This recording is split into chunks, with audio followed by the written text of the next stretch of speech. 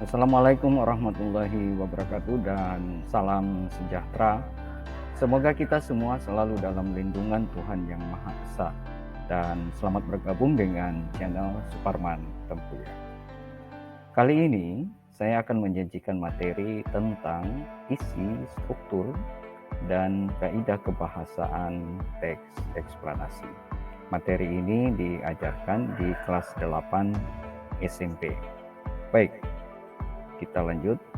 Nah, tujuan pembelajaran kali ini adalah siswa mampu menelaah teks eksplanasi atau paparan kejadian suatu fenomena alam yang didengar atau dibaca.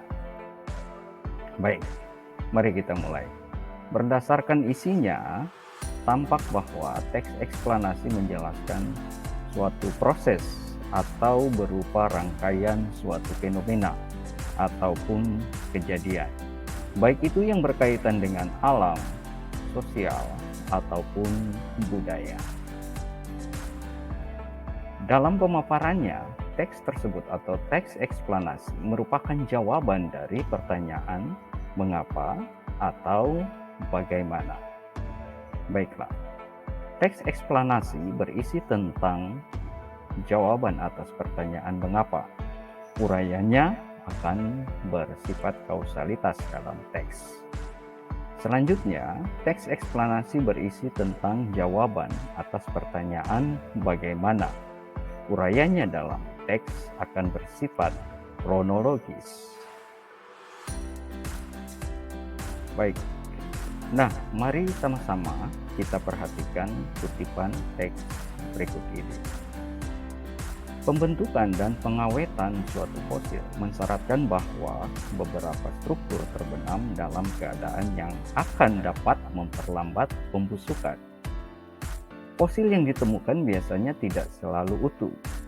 Hal ini disebabkan oleh beberapa faktor, seperti aktivitas organisme, pengurai, aktivitas geologis kulit bumi, pelakukan oleh cuaca dan air, dan dimakan oleh organisme yang lain.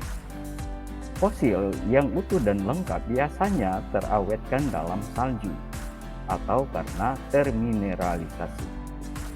Fosil yang berupa jejak dapat merupakan tapak kaki, tangan, dan daun tumbuhan. Bagaimana pendapat kalian tentang kutipan tadi? Kutipan tadi atau cuplikan teks tersebut menjelaskan proses pembentukan dan pengawetan fosil. Berdasarkan pengembangannya, teks tersebut disusun dengan pola kausalitas. Hubungan antar kalimatnya menyatakan pola hubungan sebab akibat. Dengan demikian, cuplikan tersebut merupakan jawaban atas pertanyaan mengapa fosil itu bisa terawetkan.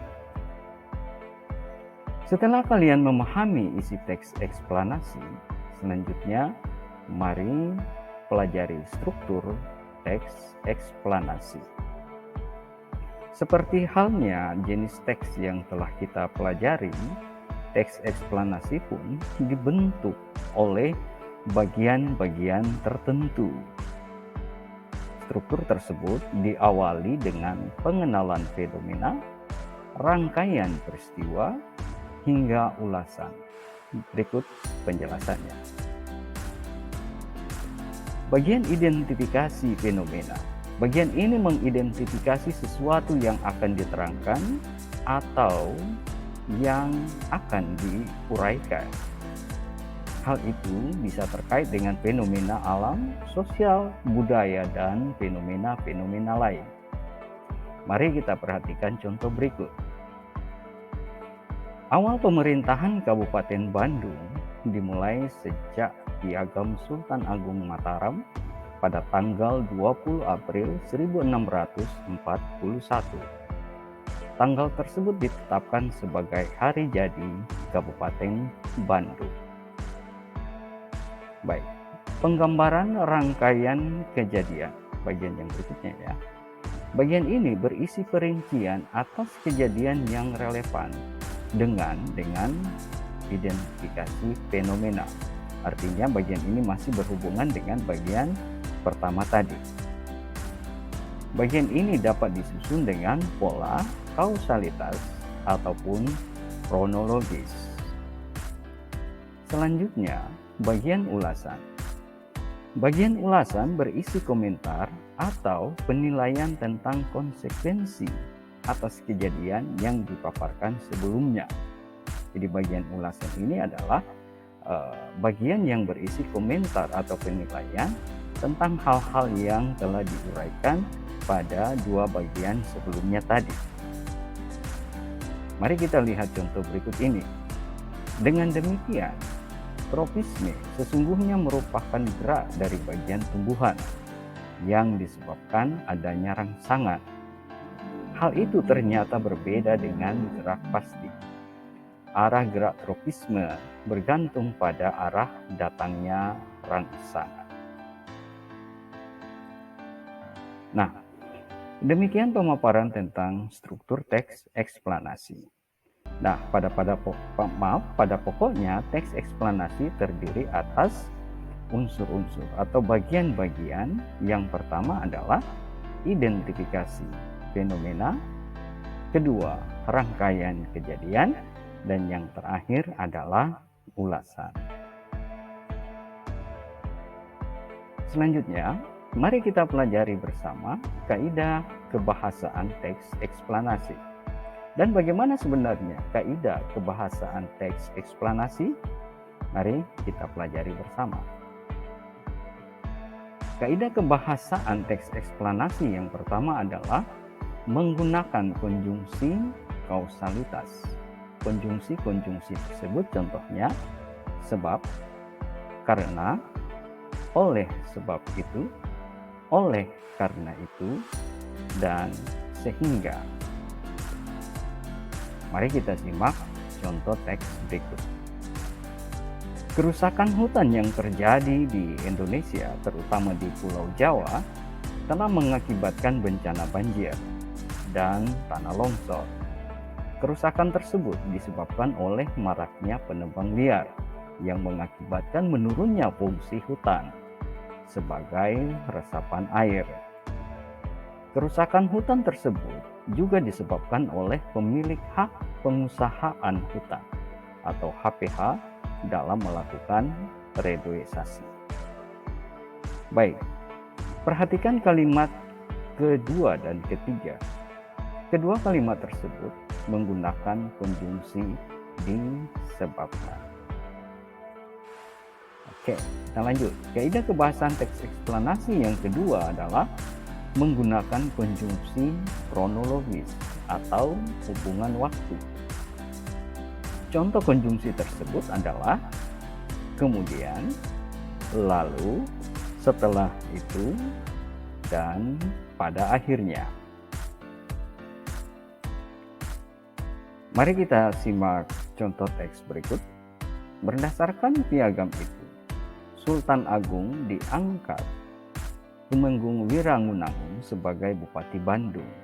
Ketika itu, pemerintahan Kabupaten Bandung berpusat di daerah Krapyak atau Bojongasi, tepatnya di tepi Sungai Cikapundung, dekat muaranya yaitu Sungai Citarum.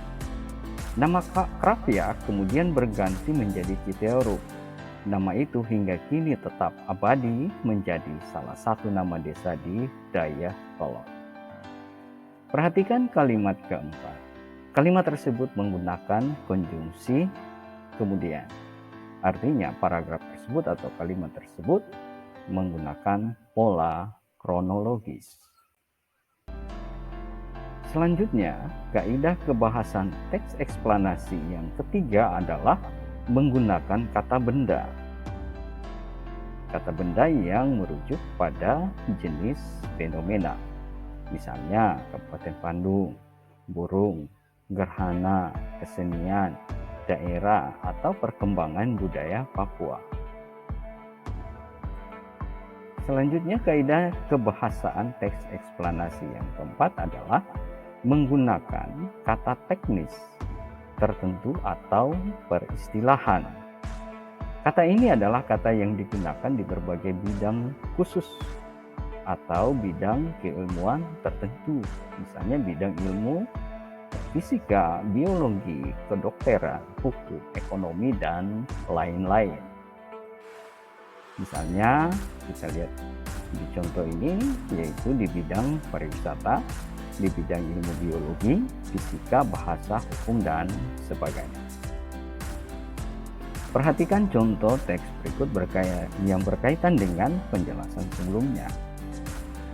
Terpuruknya industri pariwisata saat ini ternyata telah mendorong masyarakat pedesaan melirik sektor pertanian. Banyak pemuda atau pasangan muda yang dulu bekerja di kota, seperti Denpasar, Sanur, atau Kuta, kemudian memilih pulang ke kampung. Pasalnya, krisis akibat terpuruknya pariwisata itu tidak hanya dirasakan industri pariwisata, tetapi juga sektor kerajinan tangan dan peternakan. Baik, perhatikan kalimat ke-1 dan ke-3. Kedua kalimat tersebut menggunakan istilah atau kata teknis industri pariwisata, sektor pertanian, sektor kerajinan tangan, dan peternakan. Demikianlah beberapa hal yang berkaitan dengan teks eksplanasi. Semoga bermanfaat bagi teman-teman semua, dan jangan lupa like, komen, dan subscribe di channel Suparman Tampuyang. Terima kasih. Billahi taufiq wal hidayah. Wassalamualaikum warahmatullahi